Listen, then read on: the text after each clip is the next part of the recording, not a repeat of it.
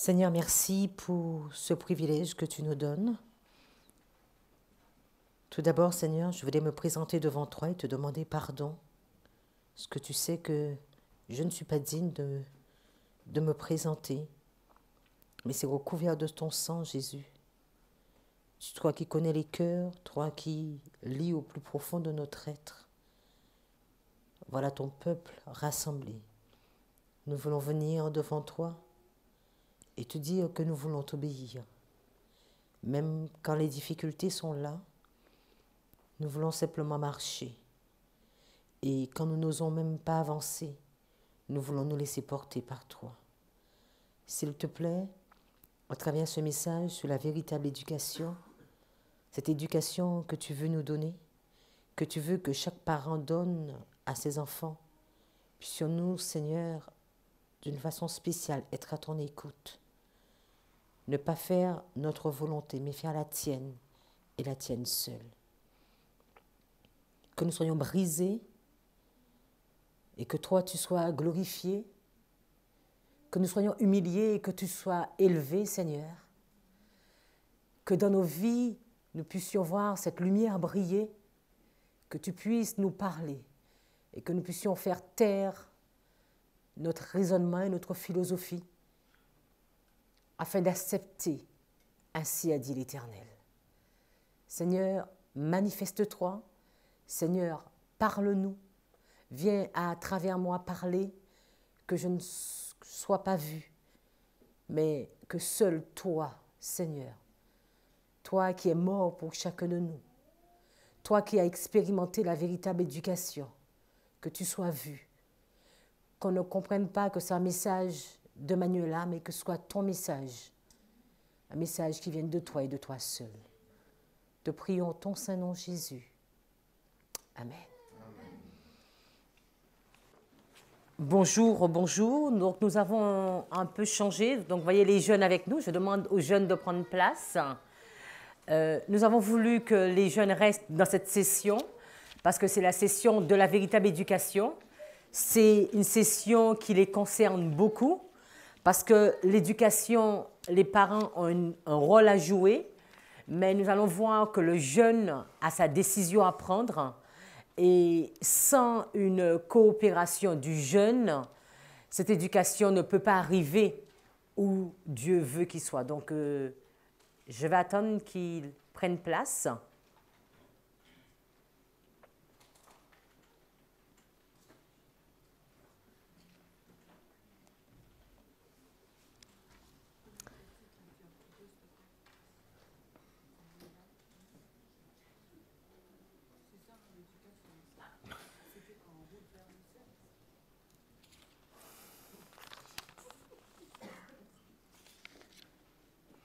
L'éducation pour entrer à la maison.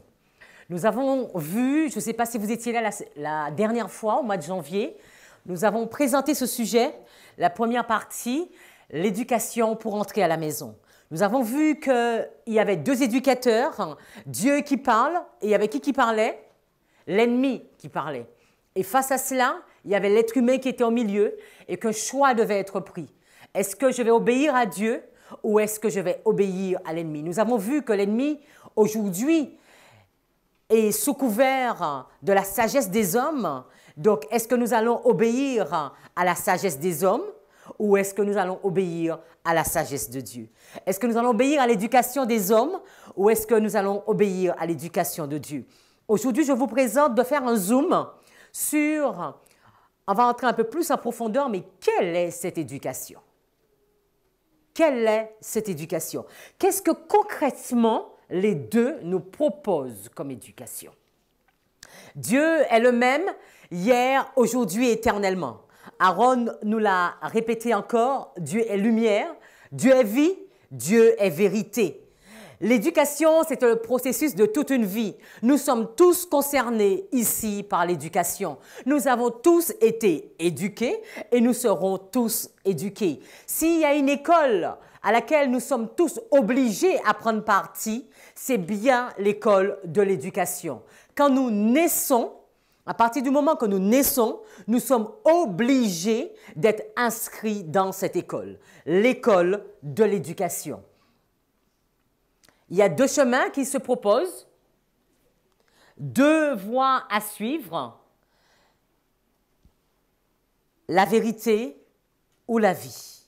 Il est important. Il y a une science qui est vraiment indispensable à comprendre. Nous devons comprendre la véritable science de l'éducation. Qu'est-ce qui se cache derrière ces mots? Nous devons comprendre ce que Dieu attend de l'éducation. Il est bien dit que si nous ne parvenons pas à comprendre cette science, nous n'aurons jamais une place dans le royaume de Dieu. Mais de quelle science qu'il s'agit? Qu'est-ce qui est si important à comprendre que si je ne comprends pas, je ne pourrai pas avoir une place dans le royaume de Dieu?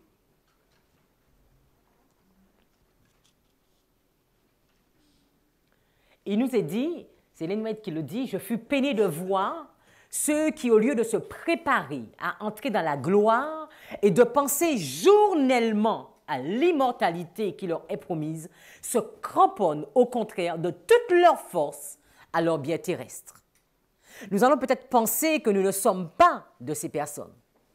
Mais c'est ce qui a été montré. Que malheureusement, le peuple de Dieu, elle fut étonnée, pas de voir le monde, mais de voir que ceux qui, au lieu de se préparer à entrer dans la gloire de Dieu, donc ça dit le peuple de Dieu, elle fut étonnée de voir la condition d'un peuple qui se dit enfant de Dieu. Un peuple qui a fait alliance avec Dieu, un peuple qui se dit chrétien, mais qui se cramponne de toutes ses forces à ses biens terrestres. Est-ce que nous avons beaucoup de biens? Bien souvent, nous n'avons pas grand-chose.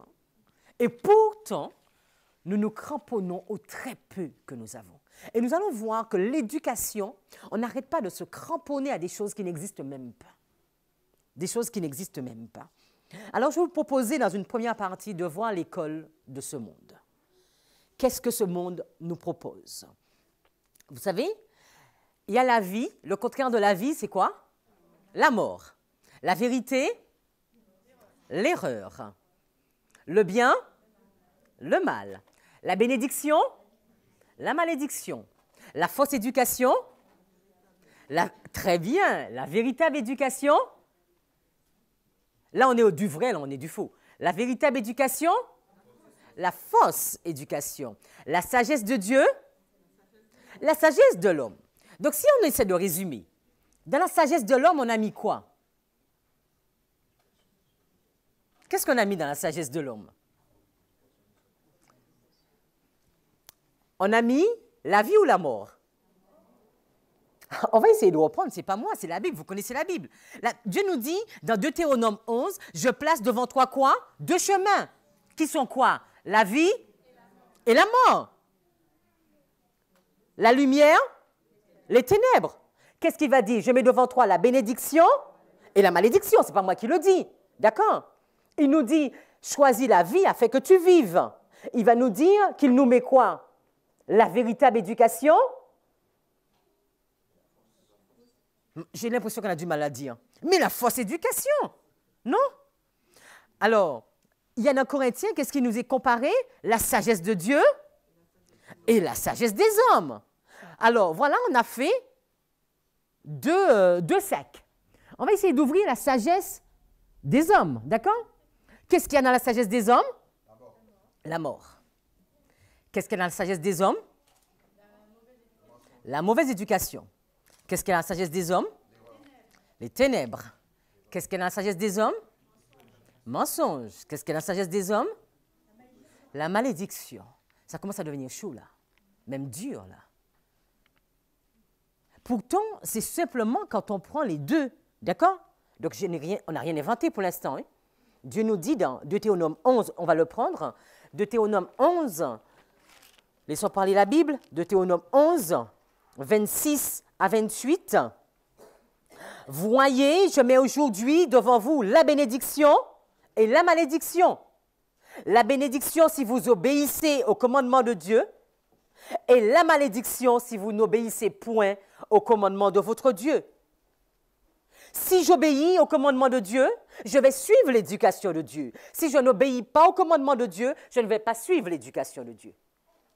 Si j'obéis au commandement de Dieu, je vais suivre la sagesse de Dieu. Si je n'obéis pas au commandement de Dieu, je vais suivre la sagesse des hommes. Dieu est le même hier, aujourd'hui, éternellement. Ancien Israël, il y avait un éducateur au début, Dieu. Il va éduquer Adam et Ève, une seule école. Ils y étaient inscrits. Mais à un moment, il y a un autre éducateur qui va se présenter avec une autre école. Dans cette école, la base, c'est le doute. Et il va commencer à dire, est-ce que Dieu a réellement dit? Et voilà des élèves qui vont commencer à raisonner, qui vont commencer à réfléchir et qui vont se dire, est-ce que réellement c'est si vrai que ça? Et si j'essayais? Et si je regardais? Et pourquoi pas? Et qu'est-ce qui va se passer? Nous connaissons l'histoire. Ève va rentrer à l'école des hommes. Et avec l'école de la raison, ce sera quoi la conclusion? La mort. Dieu, dans son école, avait dit, obéis, tu auras la vie. L'ennemi a dit, tu peux désobéir, tu ne mourras pas. Mais comme Dieu ne ment pas, et qu'il avait dit, si tu n'obéis pas, tu mourras, et comme sa parole est vie, et comme ce qu'il dit se réalise, donc même si elle pensait que ce ne seraient pas les conséquences, mais ça a été les conséquences. Sagesse des hommes, première conclusion, la désobéissance. Sagesse des hommes, premier résultat, la mort. Continuons l'histoire, Caïn. Caïn qui va recevoir cette même éducation que son frère. Et Caïn qui va choisir d'aller dans l'école de ce monde. Et il nous est dit que les hommes sont surpris de la rapidité de la descente de la pureté édénique vers une condition où le meurtre est facile. Quand on a commencé à lâcher la main de Dieu, c'est facile de tomber jusqu'au bout. Et c'était le système éducatif que Caïn avait choisi. La raison avait été exaltée au-dessus de quoi? Au-dessus de la foi. Dans la sagesse de Dieu, il est demandé quoi? Obéis. Dans la sagesse de Dieu, l'unité de valeur, c'est l'obéissance. Je m'inscris pour obéir. Je m'inscris pour suivre les commandements de Dieu. Dans la sagesse des hommes, mais je m'inscris pour raisonner. Je m'inscris pour voir, pour tester, pour chercher à comprendre. Est-ce que c'est vraiment ce qu'on m'a dit? Est-ce que c'est vraiment la réalité? Et la conclusion, ce sera quoi? L'orgueil, l'amour des richesses, la gratification, on peut continuer, la qualification des désirs charnels, l'orgueil, l'amour des richesses était une des passions dirigeantes. L'artificiel prit plus en plus de place qu'occupait auparavant le naturel. L'adoration du moi, le paganisme avait supplanté l'adoration de Dieu. Si nous faisons une conclusion, à l'école des hommes, désobéissance, meurtre. Caïn a fait quoi? Il a tué. Cette école va nous emmener à tuer. Même si cette école ne va jamais nous dire d'aller tuer quelqu'un, d'accord? J'ai jamais vu une école où ils vont... Et même si cette école existait, ce n'est pas la bonne école, d'accord? Mais même si ceci n'est pas dit, regardons la conclusion. Qu'est-ce qui va se passer? D'accord? Le meurtre. Si nous continuons avec Moïse, Moïse a été éduqué par ses parents, et cela, ça nous montre beaucoup. Moïse a été éduqué par ses parents quand il était enfant, mais pourtant après, il a été où? En Égypte.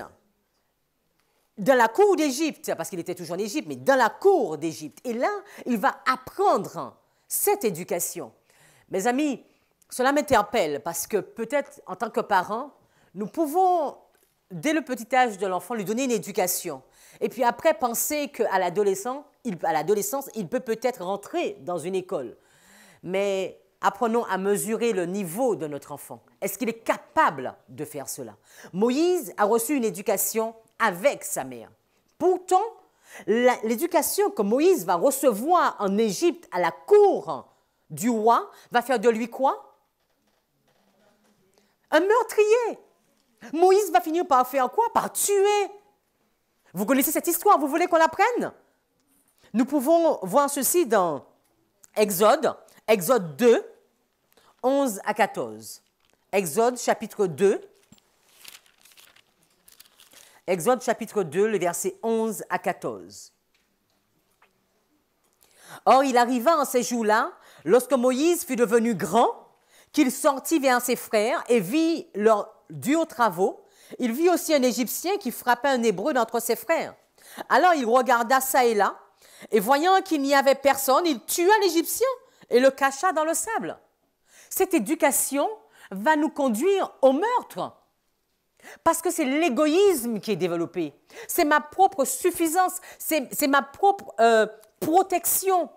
Aujourd'hui, si vous dites, moi je le dis à mes enfants, et combien de fois ils se moquent, je leur dis que, si vous savez, si exemple on vous tape, vous ne devez pas vous battre avec l'autre. Et ils me disent, mais maman, attends, ça n'existe plus ça. Si on me frappe, je frappe.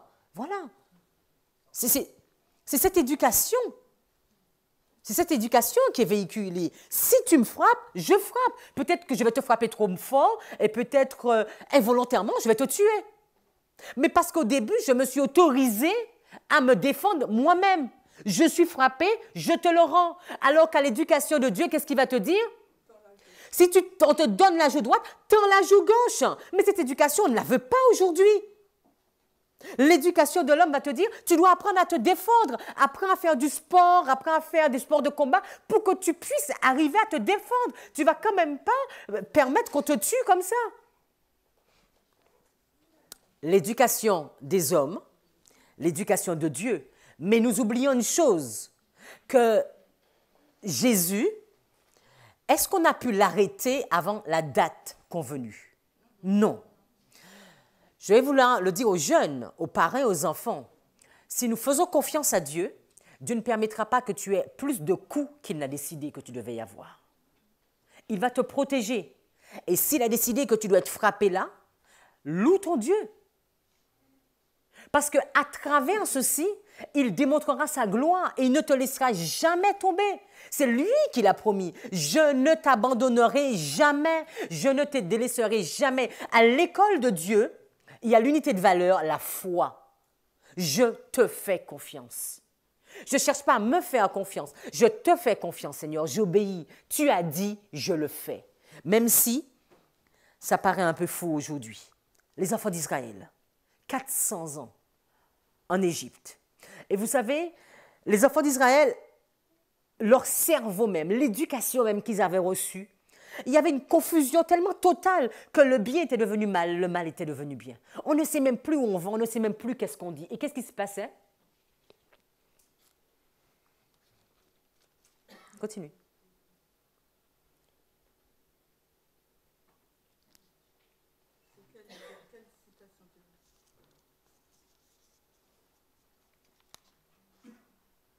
Si, éducation, page 39-40. Mais ferme un peu pour qu'on puisse bien voir.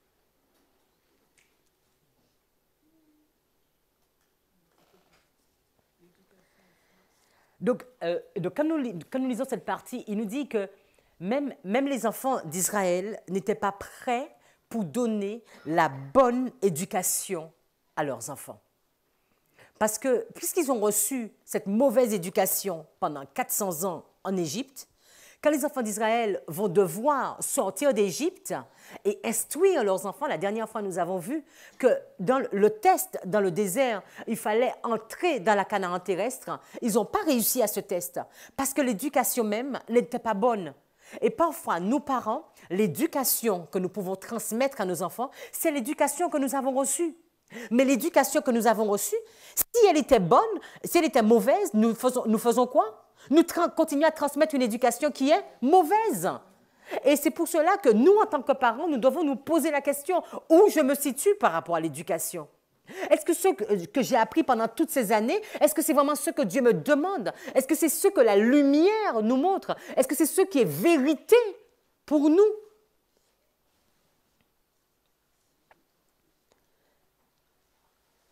Si nous échouons dans cette vision, il nous est dit que la véritable science, nous ne connaîtrons pas cette véritable science. Vous savez, quand on regarde l'histoire des enfants d'Israël, l'histoire d'Israël, parce que vous savez que c'est une histoire qui nous ressemble et c'est un exemple qui nous a été donné pour aujourd'hui. Je ne vois pas, c'est pas grave. Les enfants d'Israël, ou bien ce peuple, qu'on va dire de la Genèse à Malachie, il y a une histoire où des jeunes ont réussi. Est-ce que vous vous souvenez? Daniel. Est-ce que ces jeunes-là ont choisi d'aller dans ces écoles? Non. Premièrement, ils n'ont pas fait le choix d'aller dans ces écoles. Qu'est-ce qui s'est passé? Ils ont été obligés d'aller dans ces écoles. Ils étaient captifs et ils sont arrivés à Babylone. Vous me suivez? Et qu'est-ce qu'ils ont choisi de faire? Ils ont choisi, Daniel et ses compagnons, qu'est-ce qu'ils ont choisi de faire? De rester fidèles à Dieu. Ils ont fait leur choix. Nous te resterons fidèles. Nous avons connu la véritable éducation. Nous sommes projetés dans ce monde, mais nous serons une lumière pour ce monde, Seigneur. Tu peux compter sur nous. C'était des jeunes. Tu peux compter sur nous. Nous te ferons confiance. Les valeurs que nous avons apprises à ton école, nous les mettrons en pratique dans leur école. L'obéissance qui était une des valeurs, nous continuerons à t'obéir alors que nous sommes dans leur école. La foi qui était à la base, nous allons continuer à avoir la foi. Et qu'est-ce qu'ils vont demander? Teste-nous sur l'alimentation. Nous te faisons confiance, Seigneur. Nous savons qui tu es. Et qu'est-ce qui va se faire en conclusion de cela? Qu'est-ce qui va se passer? Oui, mais c'est quoi la conclusion? Qu'est-ce qu'il va dire Nebuchadnezzar? Je sais que ton Dieu est le vrai Dieu. Des enfants, des jeunes qui ont réussi. Si nous continuons encore la véritable éducation, l'éducation de la sagesse des hommes que le peuple de Dieu a souvent connue, nous arrivons au temps de Jésus. Une histoire très triste. Je vous invite à prendre avec moi Matthieu 2, 1 à 6. Donc nous avons vu la sagesse des hommes dans l'Ancien Testament, comment à chaque fois que cette sagesse a été mise en évidence, le peuple, ils ont échoué, des meurtriers, des désobéissants, des rebelles, ceux qui ne sont pas rentrés dans la terre promise, et vous connaissez toute la liste. Et quand nous arrivons à Matthieu 2, 1 à 6,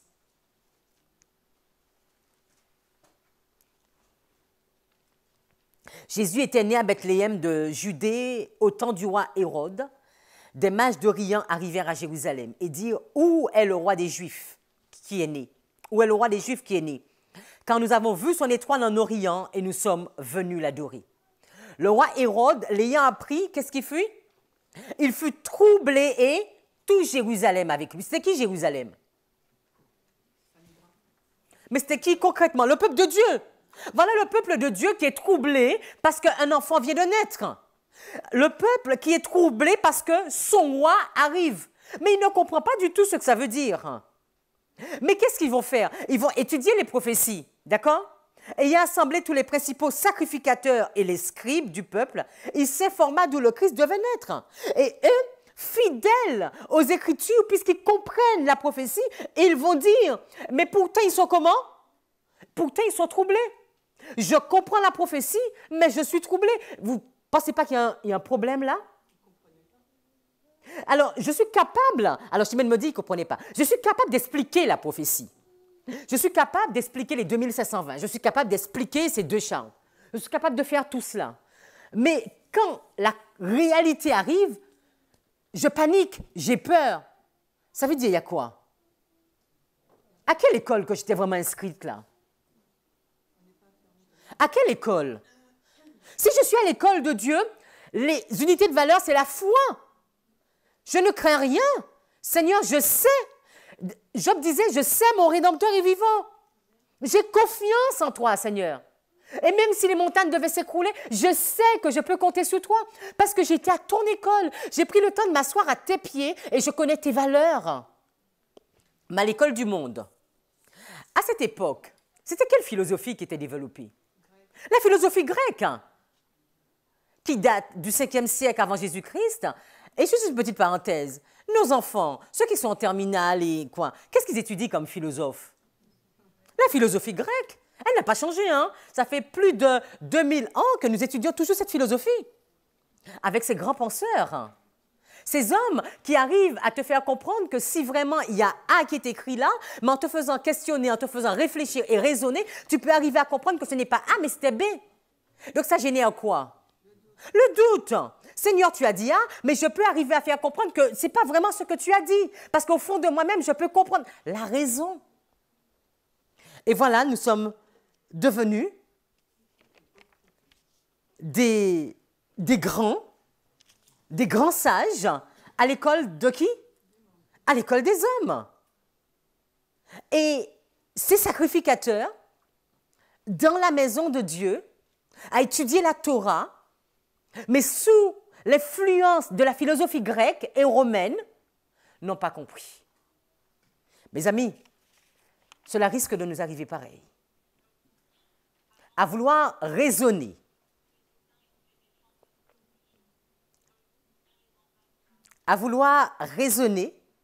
nous allons même raisonner sur la parole de Dieu.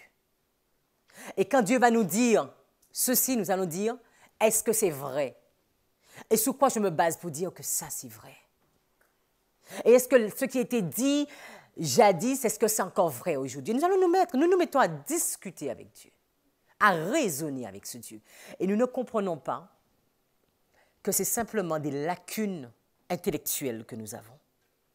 C'est parce que ces valeurs que nous avons apprises pendant des années sont comme des répétitions dans notre cerveau. Nous ne pouvons faire autre chose que dès qu'on nous donne une feuille, si nous sommes des mathématiciens, nous voyons automatiquement le sujet, les théorèmes, les preuves et les résultats. Si nous aimons la littérature, nous allons voir thèse, antithèse, synthèse. Parce que pendant des années et chaque jour, des heures à l'école, nous avons appris cette éducation. Nous allons continuer un peu. Nous voyons Saul, un grand homme, dans une grande école, dans cette école des hommes. Et ce sera quoi la conclusion de cette école? Persécution, un meurtrier. Alors, nous pouvons voir également d'autres personnes qui sont passées dans l'école des hommes, mais qui ont encore réussi, les Vaudois. Mais mes amis, quand nous lisons l'histoire des Vaudois, on se pose la question, mais est-ce que nous voulons être de ces hommes? Il nous dit quelques jeunes gens envoyés de leur école isolée dans les universités de France et d'Italie trouvaient dans celle-ci un champ d'études et de réflexion plus étendu qu'au sein de leur Alpes. Continue. Leurs vêtements étaient confectionnés de façon à recéler leurs trésors les plus chers. Ils n'avaient pas les mêmes vêtements que les amis de l'école. Continue. Dans les écoles où ils se rendaient, ils ne pouvaient avoir des confidents. Ils n'avaient pas beaucoup d'amis.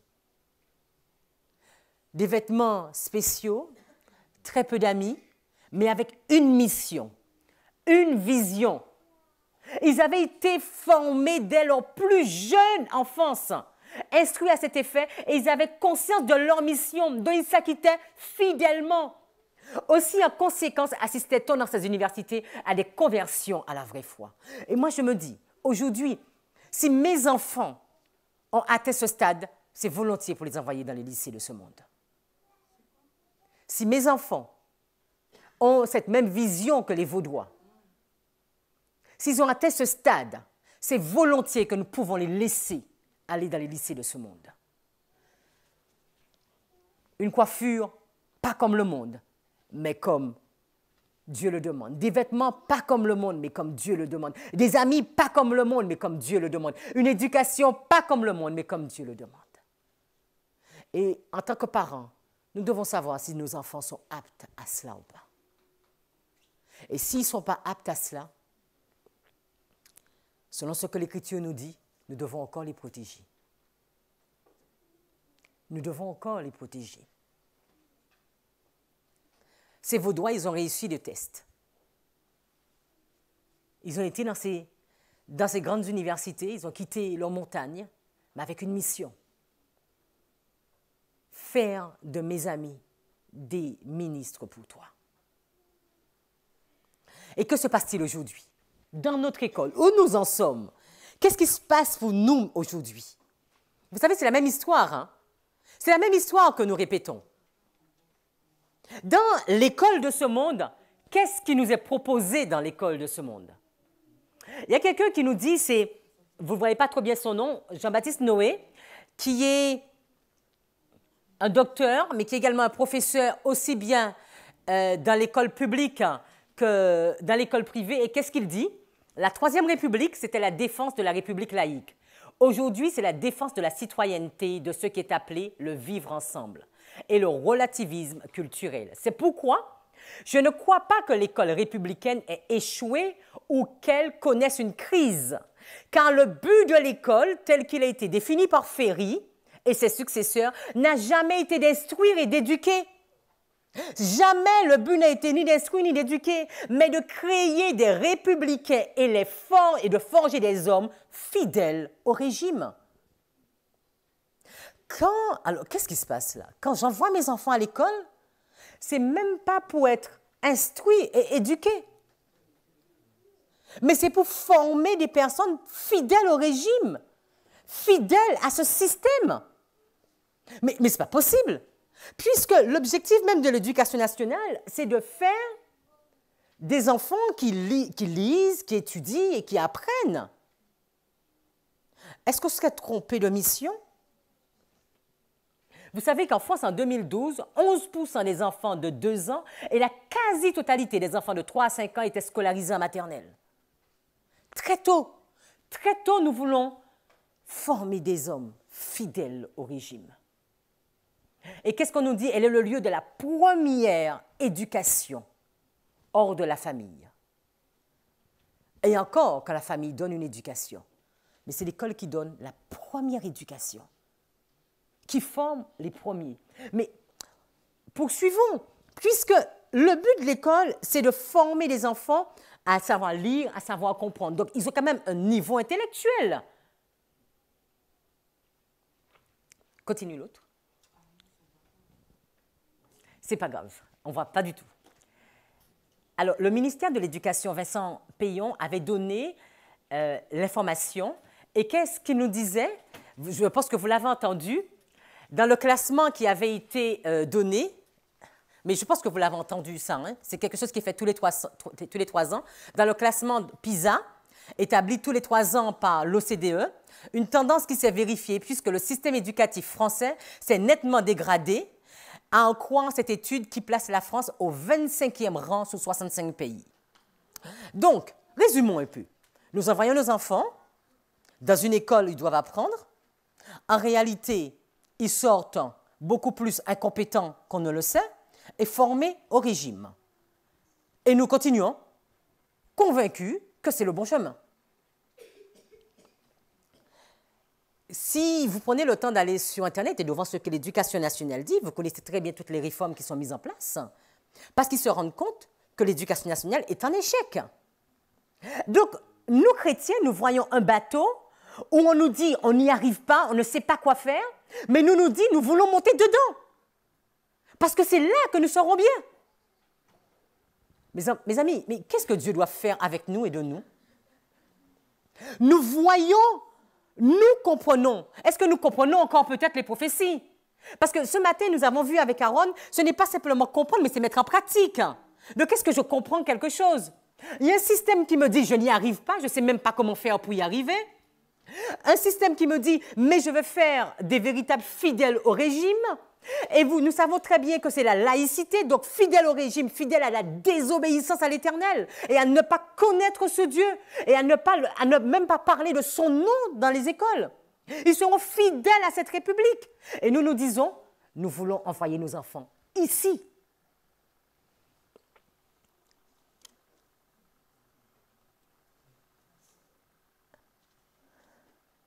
Si nous devons faire une conclusion pour l'école de ce monde, à l'école de ce monde, nous sommes simplement formés pour raisonner, donc pour désobéir. Douter de Dieu, parce que la foi ne suffit pas. À l'école de ce monde, nous sommes faits et nous sommes programmés même pour philosopher, pour développer notre orgueil, pour développer l'amour de la richesse. Même parfois, j'entends mes enfants qui me disent « Ah oui, nous, on sera ingénieur d'études ou bien ingénieur je ne sais quoi, je gagnerai 7 000 €, je ferai ça, je ferai ça, je ferai ça. » On a l'impression que, je ne sais même pas si ça m'a encore compté 2 plus 2, mais la seule chose qui intéresse, c'est l'argent. Qu'est-ce que je ferai? Je serai ceci, je serai ceci. L'orgueil, l'amour des richesses, l'ornement artificiel, la gratification de la chair. Si tu as 18, tu es meilleur que celui qui a eu 5. Oui, si j'ai eu 5 et que toi as eu 3, si j'ai eu 3 et que toi tu as eu 2, mais je suis quand même devant toi. Même si je suis, les deux, on n'a rien compris du sujet, mais ce n'est pas grave. Au moins, je suis quand même devant toi. La gratification de la chair. Dans cette école, vivons plus concentrés, vivons mieux. Construisons des villes. Éloignons-nous de cette nature où Dieu veut nous instruire. Soyons plus forts ensemble. L'école la philosophie humaine, c'est l'égoïsme, notre propre justice. Nous sommes nos propres défenseurs. La sagesse humaine, c'est une fausse éducation et vous le savez, nous le savons. La sagesse humaine, c'est l'erreur, c'est la mort, les ténèbres, la malédiction. Et qu'est-ce qui peut arriver à la fin? Avec cette sagesse des hommes, il y a certains qui ne comprennent parmi nous chrétiens, je parle que de nous chrétiens, parce que c'est nous chrétiens qui sommes dans cette situation. Parmi nous chrétiens, il y a certains qui ne vont rien comprendre dans la prophétie, absolument rien. Et parmi l'autre partie qui comprennent la prophétie, nous comprenons des dates, mais sans jamais rien mettre en pratique.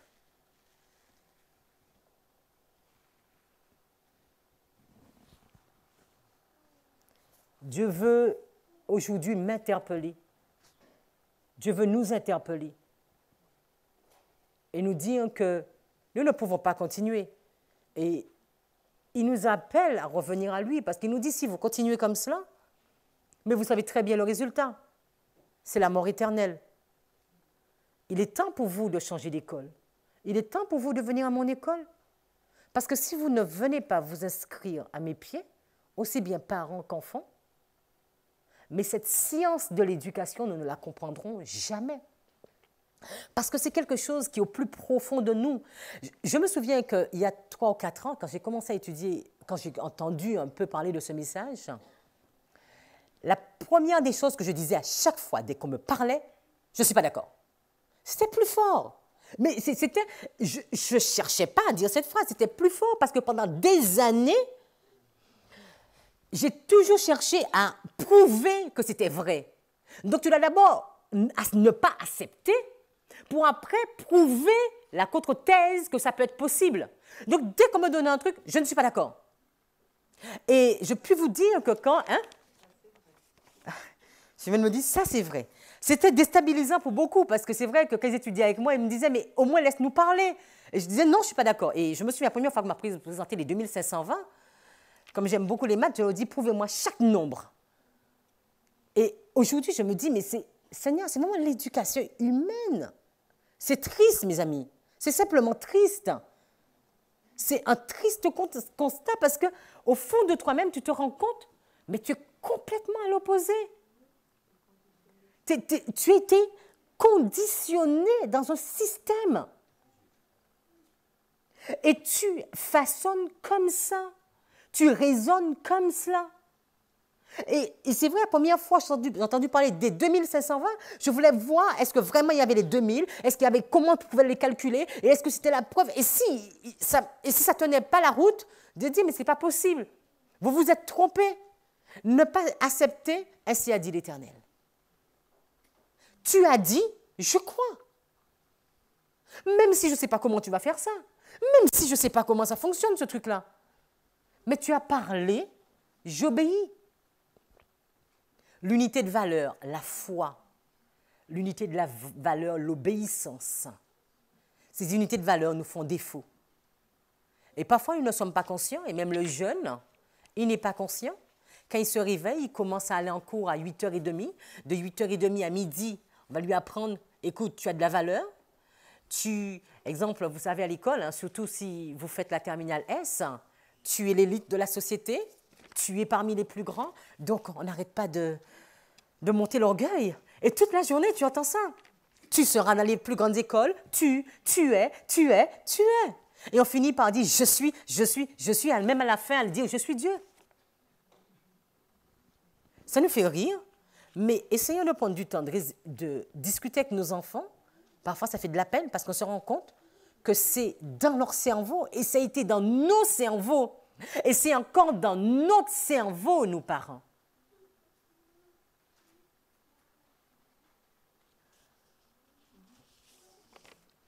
Regardons un peu l'école de Dieu. Cette école qui est la vie, cette école qui est la lumière, cette école qui est source de bénédiction, cette école où le professeur, c'est qui? Dieu lui-même. Cette école qui nous promet que nous serons la tête et non pas la queue. Et souvent, nous faisons, moi je l'ai souvent fait aussi, cet amalgame, nous allons dans l'école que Dieu ne nous a pas donnée et nous disons ici, dans cette école que Dieu ne veut pas, Seigneur, fais-moi être la tête. Alors donne-moi tes bénédictions, mais où tu n'as pas envie. Vous voyez pas, c'est illogique ce que nous demandons à Dieu.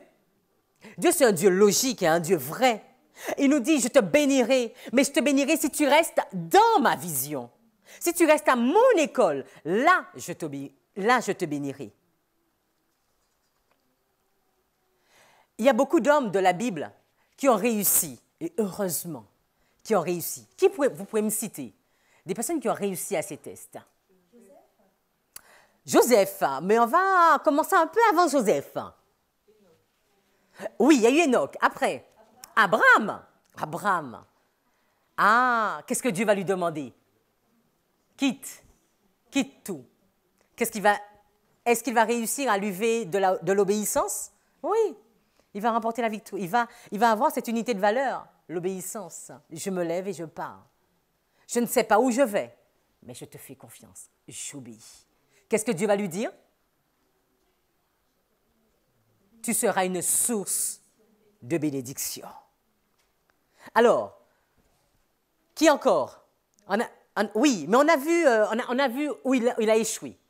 Moïse, il a échoué et il va réussir. Il va changer d'école. Il va faire son école où? Dans le désert. Cette école va durer longtemps, 40 ans. 40 ans. De cet homme qui avait fait quoi? Qui avait tué. Et qu'est-ce qu'on nous dit de lui après? L'homme le plus humble. À l'école, je n'ai pas compris? Ah, complet, total. À l'école de Dieu. Et c'est pour cela que l'éducation, c'est une science que je dois comprendre. Je dois aller à l'école de Dieu et qu'il m'enlève toutes mes valeurs, toutes ces unités, et qu'il mette ces unités. Et parfois, cette éducation peut durer très longtemps. Parce que peut-être la première année, on a déjà échoué. La deuxième année, on a peut-être encore échoué. Troisième année, mais Dieu est patient avec nous. Il va continuer à nous former, à nous dire non, tu n'as pas encore réussi là. On va faire encore une quatrième année, encore une cinquième année, peut-être encore une dixième, peut-être une 15e, parce que tu n'as pas encore réussi. Mais il nous dit que cette œuvre qu'il a commencée en nous, il la fera quoi? Il l'achèvera. Si nous laissons Dieu transformer notre cerveau, à un moment, nous arrêterons de dire « je ne suis pas d'accord ». Et tout de suite, on va dire à Dieu « mais explique-moi. Explique-moi. parle, parle, et je t'obéirai. Nous avons vu la dernière fois les enfants d'Israël qui ne sont pas rentrés dans la Canaan terrestre. Mais il y en a eu 2 qui ont réussi à leur valeur. C'était qui? Josué et Caleb. Et je vous invite à lire l'histoire de Caleb. Cet homme âgé, on nous dit qu'il avait déjà plus de 80 ans. Et qu'est-ce qu'il va dire? Il va dire, la promesse est aussi vraie. On m'avait promis un territoire Hébron. Je suis capable d'aller le prendre, même âgé comme je suis. L'unité de valeur, la foi. Je crois, Seigneur. Je vais croire jusqu'au bout. Ça, c'est une victoire, ça. Et quand vous lisez cette histoire, je vous invite à aller dans Josué, peut-être Josué 15 jusqu'à Juge 2. Il y a des enfants d'Israël qui ne vont pas exterminer tous les territoires. D'accord? Et c'est pour cela qu'après, qu'on va voir l'histoire de Gédéon qui va renaître avec les Amalécites. Ils vont pas prendre tout le territoire. Ils vont laisser, ils vont cohabiter avec les autres. Pas Caleb. Âgé comme il va jusqu'au bout de la victoire. Parce que cette unité de valeur, il l'avait. J'ai la foi en toi. Ce n'est plus une question d'âge, mais c'est une question je crois. Un autre homme encore qui a réussi dans l'Ancien Testament. Oui, mais on continue un peu. Élie. Vous savez, souvent je me suis posé la question, qu'est-ce que Élie a fait pendant toutes ces années? Où? Oui, il était où, Élie? Il était où, Élie, à un moment? Oui, mais où? Près du torrent. Près de ce torrent, qu'est-ce que Élie a fait pendant tout ce temps près du torrent? À être à l'écoute de son Dieu. Vous savez, la véritable éducation, c'est passer du temps au pied de Dieu. C'est ça la véritable éducation. Je prends mes cours, je prends mes valeurs au pied de Dieu. Seigneur, enseigne-moi. Je me réveille le matin, aussi bien jeune qu'adulte. Qu'est-ce que tu veux que je fasse de ma journée? Vous savez, la véritable éducation, il y a beaucoup à dire sur même nous parents. Le travail que nous exerçons tous les jours. Nous courons du matin au soir pour être dans un milieu que nous savons où Dieu n'est pas présent. Nous restons toute la journée dans ce milieu où nous savons que Dieu n'y est pas. Mais comme j'ai besoin du salaire de la fin, je reste là. Et je dis, Seigneur, bénis-moi où je suis. Mais Dieu me dit, sors, lève-toi et pars. Ah, je ne peux pas, Seigneur, je n'ose pas, je n'arrive pas. Mais comment tu veux que je te bénisse, mon enfant? Puisque l'unité de valeur, la foi, tu l'as pas. Continuons. Au temps de Jésus. Il y a eu la véritable éducation au temps de Jésus. Jésus a été dans cette véritable éducation. Est-ce qu'il était dans l'école des rabbins? Pas du tout. Il était au pied de son Père. Il était sur les genoux de sa mère et au pied de son Père. Et il va dire à l'âge de 12 ans, il faut que je fasse la volonté de mon Père. Pour savoir c'était quoi la volonté de son Père, c'est parce qu'il avait déjà pris du temps à demander à son Père son cahier des charges, son dossier, qu'est-ce que tu veux que je fasse?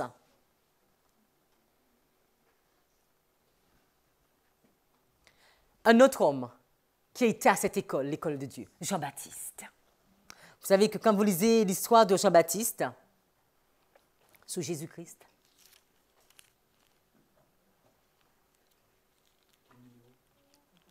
Jésus-Christ 81, toi.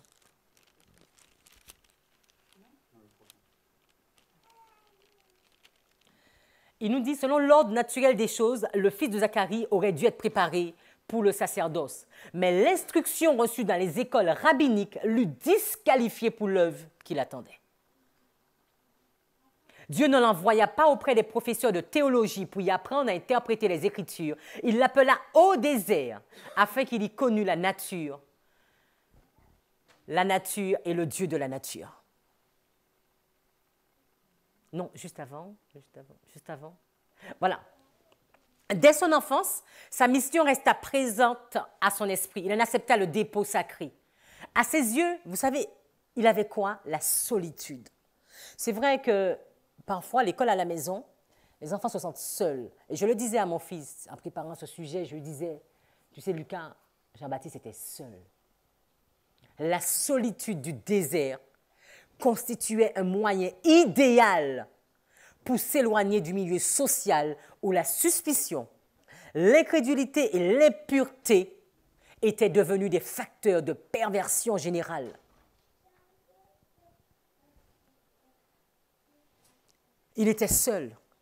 Il avait des vêtements particuliers, une nourriture particulière. Vous pensez qu'il n'a pas vécu des sacrifices? Il a connu beaucoup de sacrifices pour réussir les valeurs de cette école. Nous avons des valeurs à passer. Nous avons des unités de valeurs à passer. Sans la foi, il est impossible de lui être agréable.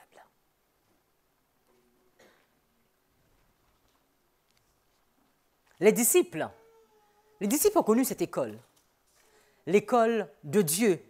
Il y a quelqu'un d'autre qu'on a vu tout à l'heure qui avait réussi avec brio l'école de ce monde, mais qui n'était que meurtrier. Vous vous souvenez? Saul. Il va rentrer à l'école de Dieu. Il va devenir qui? Paul. Il va falloir même lui changer de nom aussi. Et à cette école de Dieu, il va être un fidèle serviteur.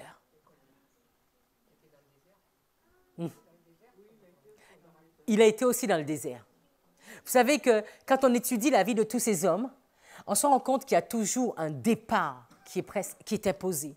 Parce que Dieu veut nous rencontrer.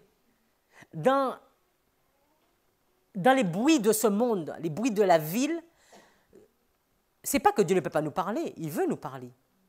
Mais nous n'entendons pas. Mais quand vous êtes dans le désert, vous attendez quoi?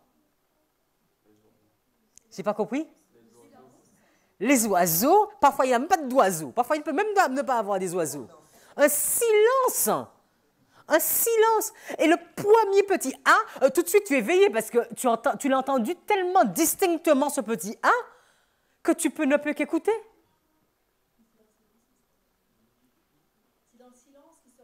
Ah oui.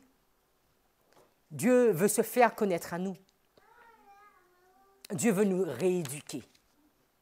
Dieu nous dit, changez d'école. Vous avez déjà vu des personnes qui changent d'école, mais vous signez la radiation d'une école et vous venez, vous acceptez une autre école.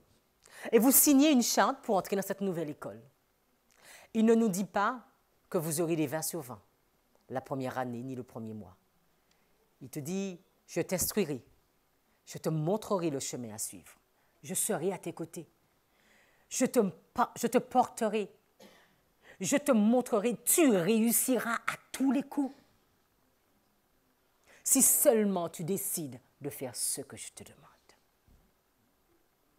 À cette école, il n'y a pas beaucoup de valeur. Il n'y a pas beaucoup d'unité de valeur. Quand je dis de valeur, d'unité de valeur. Parce qu'il y a beaucoup de valeurs, mais il n'y a pas beaucoup d'examens à passer. Mais il y a l'examen de l'obéissance. Et parfois, ça va prendre des années pour apprendre à obéir. Il y a l'examen de la foi. J'avance parce que tu as dit, non pas par la raison. Je ne peux pas expliquer. Je ne peux pas raisonner. Ça ne marche pas. Vous avez vu des personnes que Dieu va leur demander, quitte ton travail. Je me souviens quand ceci m'a été demandé. Mais vous savez, la première chose que j'ai faite, j'ai pris une feuille et j'ai écrit recettes et dépenses, parce que c'est ce que j'avais l'habitude de faire. Et j'ai essayé de mettre combien que j'aurais en salaire et mes dépenses.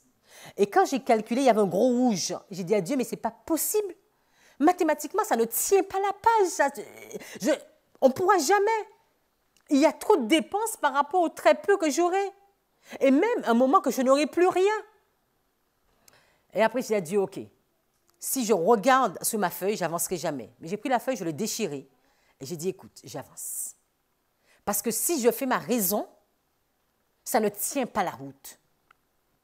Ça ne peut pas fonctionner. Si vous avez 700 € de loyer à payer et que vous recevez 100 €, vous devez 600 € à la fin du mois. C'est mathématique. D'accord? Mais quand Dieu te dit, lève-toi et pars, est-ce qu'il t'a dit combien de loyer que tu auras payé? Non. Est-ce qu'il t'a dit combien que tu recevras comme salaire? Non. Est-ce qu'il t'a dit combien tu dépenseras? Non. Vous avez déjà vu le juste mendier son pain? Qu'est-ce qu'il a dit des oiseaux? Même les oisillons, s'ils tombent, je les porte. Et tu penses que je ne suis pas capable de te porter? Simplement avance. Et je puis vous dire que ça marche. Déjà 4 ans que j'ai eu ce privilège de tout laisser pour suivre ce Dieu. Nous avons 4 enfants. Dieu on n'a jamais manqué un repas. Parfois, tu ne sais pas comment tu vas faire. Parfois, les enfants ouvrent le réfrigérateur et il n'y a rien dedans. Absolument rien. Mais on dit, Dieu pourvoira. Celui qui nous a envoyés pourvoira. Et il a toujours pourvu. Amen. Il a toujours donné. Amen. Comme une fois, nous avons vu des personnes arriver, même pas nous dire ni A ni B, ils sont rentrés directement, ils ont été mettre tout dans le réfrigérateur. Et quand tu arrives, tu dis, ah Seigneur, merci. Merci Seigneur. Merci Seigneur. Tu n'as rien à manger. La personne arrive et te dit, j'étais là en prière et Dieu m'a dit, viens.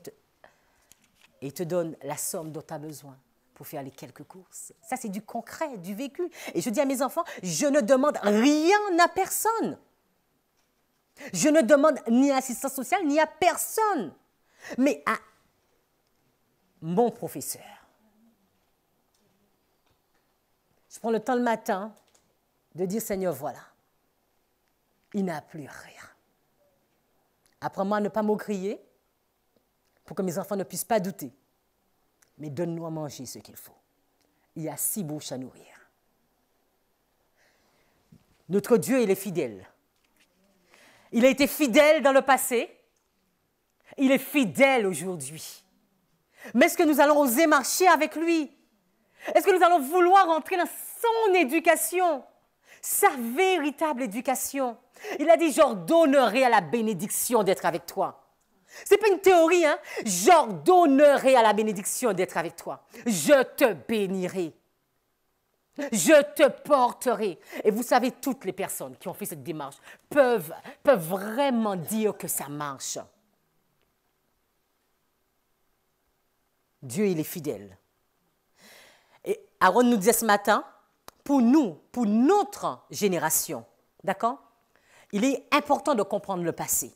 Nous avons compris l'éducation des hommes. Nous avons vu que ça n'a pas marché. Nous avons vu comment ils ont échoué. Ceci doit nous permettre de comprendre notre présent, où j'en suis aujourd'hui. Ça ne va plus dans ma vie. Je sens que je n'avance pas, Seigneur. Je ne comprends pas ton plan. Nous devons prendre des choix par rapport à quoi? Il l'a dit ce matin. Le choix maintenant que nous devons faire, c'est par rapport à quoi? Par rapport au futur. Je dois voir qu'est-ce que Dieu, tu me demandes. Qu'est-ce que tu me demandes concrètement? Nous savons ce qu'il nous demande. Nous savons qu'est-ce qu'il nous demande pour cette éducation. Où sont les Élis d'aujourd'hui? Où sont les Élis du futur? Vous savez, mes amis, l'éducation précède quoi? Le travail. D'accord? Nous allons à l'école pour obtenir un diplôme. Donc l'éducation précède le travail. L'éducation du monde va précéder un travail de quoi? Du monde. L'éducation de Dieu va précéder un travail de quoi? De Christ. Souvent, nous voulons travailler pour Dieu, mais avec l'éducation du monde. Comment nous pouvons réussir ça? Nous voulons travailler pour Dieu. Nous voulons faire la volonté de Dieu, mais on était instruit par le monde. Comment ça peut marcher? Il va falloir qu'on réapprenne l'histoire de Moïse. Moïse, cet homme, il avait reçu l'éducation égyptienne pour la cause égyptienne. Quand il a fallu qu'il prenne la cause de Dieu, il a dû recevoir quoi? L'éducation de Dieu. Dieu ne l'a pas pris de la cour d'Égypte et lui a dit, Moïse, va délivrer mon peuple. Non, non, non, non, non. Je veux devoir te rééduquer. Je vais devoir te reformer. Je vais devoir t'apprendre. Je vais devoir te détruire tout ce que tu as appris pour te faire apprendre ce que moi je te donne. Je vais devoir te reformater. Saul, c'est un grand homme de son temps. Il avait été dans les grandes écoles. Mais quand Dieu va l'arrêter, Dieu va lui dire non, non, non, Saul, tu vas devoir réapprendre. Ce n'est pas de cette façon-là que je fonctionne. Il en est de même pour nous aujourd'hui. Si nous voulons rentrer dans le travail de Dieu, nous devons nous inscrire à l'école de Dieu. Cette éducation demande beaucoup de pratique. Vous savez que dans l'éducation du monde, il y a beaucoup de théorie, très très peu de pratique, pas de travaux manuels, d'accord? J'apprends. Et si quelqu'un essaie de faire, tout de suite on va lui mettre dans des voies de garage. Comme mes enfants me disent, CAP couture, comme si c'était... voilà. Non. Dans l'éducation de Dieu, mes deux mains ont de la valeur. Et j'apprends à faire avec ces deux mains. J'apprends à faire avec ces deux mains. Mon cerveau a de l'importance et il développe ce cerveau. Mais c'est tout un ensemble. Alors que dans l'éducation du monde, nos enfants, ils vont à l'école 8h midi, 14h, 18h. Ils ont pris beaucoup de théorie. Et le soir, quand ils arrivent à 20h, ils n'ont rien compris de la leçon. Et ils vont devoir peut-être se coucher à minuit, à formater. En réalité, après, ils n'ont rien compris. Il y a tout un mélange qui se fait dans cela. Les 8 lois de la santé ne sont pas respectées. Rien n'est respecté.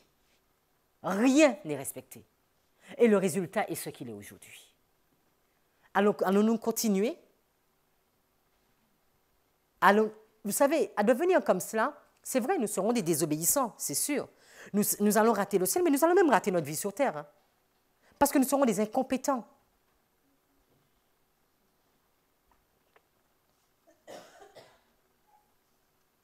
Aujourd'hui, nous pouvons remercier Dieu.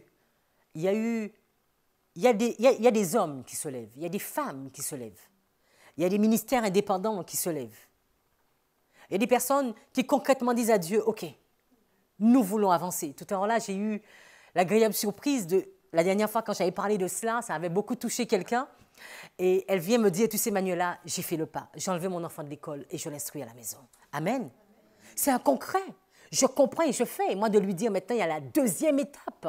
Parce que quand tu comprends cette éducation, tu comprends que cette éducation, d'accord, mais c'est dans un milieu spécial aussi. Cette éducation ne peut pas se faire n'importe où. Elle doit se faire dans cette nature, afin que nos enfants puissent comprendre et développer et découvrir. Si nous sommes fidèles, Dieu permettra à cette personne d'avoir cette deuxième étape. Et si vous êtes fidèles, Dieu vous permettra de vous lever. Dieu vous permettra d'avancer. Il ne vous donnera pas ce dont vous avez besoin pour l'année. Il vous donnera ce dont vous avez besoin pour la minute. Il va te dire, tu dois apprendre à compter sur moi. Tu viens de manger, donc tu n'as pas encore besoin de ton repas du soir. D'accord? Attends quand il va arriver. Mais nous, c'est vrai, à l'éducation du monde, nous avons appris, pour les comptables, à faire le plan prévisionnel sur 5 ans parfois, 10 ans et même 15 ans. Nous avons appris à faire des tableaux d'amortissement. Est-ce que ça va marcher? Combien que je vais rembourser là? À cette école, il n'a pas ces valeurs-là, mes amis. Il y a les valeurs de la foi. Je crois et j'avance. Est-ce que nous voulons nous inscrire à cette école? Ah, en tout cas, je m'y suis inscrite. Et je trouve que c'est formidable. Je demande à Dieu de m'aider à rester inscrite dans cette école. Parce que tu y apprends tous les jours. Tous les jours, tu découvres des caractéristiques de Dieu. La vie n'est pas facile, mais il y a un bonheur à être à ses pieds. Un bonheur à être à ses pieds. Puissions-nous vivre ces expériences. Puissions-nous vivre avec nos enfants, ces petits, ne pas faire des enfants fidèles à ce régime, mais fidèles pour le ciel. Amen. On va prier. Seigneur, merci pour tes grâces. Merci pour ces lumières que tu nous donnes. Tu nous montres que cette science qu'est la véritable éducation, si nous ne la comprenons pas, nous ne pourrons pas voir ta face. Parce que dans cette science, il y a des matières. Il y a des matières à étudier et à comprendre. Tu veux que nous apprenions à avancer par la foi, que nous apprenions l'obéissance et que nous restons accrochés à tes commandements. Alors que le monde nous montre toutes ces valeurs, toutes ces richesses, tous les biens de ce monde. Et parfois, Seigneur, nous sommes tellement aveuglés que nous courons après toutes ces « or » mais durs Et nous oublions que le ciel est pavé d'or. Oh Seigneur, pardonne. Pardonne notre aveuglement, pardonne notre ignorance, Seigneur. Et Seigneur, tu connais nos cœurs. Nous voulons nous inscrire à cette école. Nous voulons nous inscrire à ton école, Seigneur. Nous savons que nous allons devoir étudier et travailler la foi et l'obéissance. Mais Seigneur, nous voulons marcher dans tes pas. Je te demande, Seigneur, pour toutes ces personnes qui veulent entrer dans cette école, Seigneur, viens les inscrire et viens leur montrer chaque jour les choix à faire, les décisions à prendre. Oh Seigneur, puissions-nous être des témoins, mais véridiques, de vrais témoins de ta parole. Des personnes qui expérimentent concrètement ce que tu attends de nous. Nous ne voulons plus être des hommes sages, juste sages aux yeux des hommes. Mais ta sagesse, c'est ta crainte, la crainte de l'Éternel. Et ta crainte, Seigneur, c'est obéir. Et t'obéir, c'est te faire confiance. Et te faire confiance, c'est simplement croire. Oh Seigneur, merci. Merci pour tout ce que tu nous montres. Merci pour ton projet que tu as pour nous. Et puissions-nous rester inscrits dans ton école. Que ces jeunes, Seigneur, beaucoup de jeunes sont dans cette salle, qu'ils puissent comprendre qu'ils ont un choix à faire. Il est question de leur vie. Il est question de leur avenir. Et tu veux, Seigneur, qu'ils réussissent leur vie et qu'ils la réussissent pleinement. Mais pas comme l'homme propose la réussite, mais la réussite comme tu la proposes. Et cette réussite commence dès maintenant, Seigneur. Que ces jeunes puissent s'inscrire, eux aussi, à ton école et qu'ils puissent découvrir à quel point tu es grand, à quel point tu es Dieu. Merci, Seigneur, pour tes grâces. Te prions ton Saint-Nom, Jésus. Amen.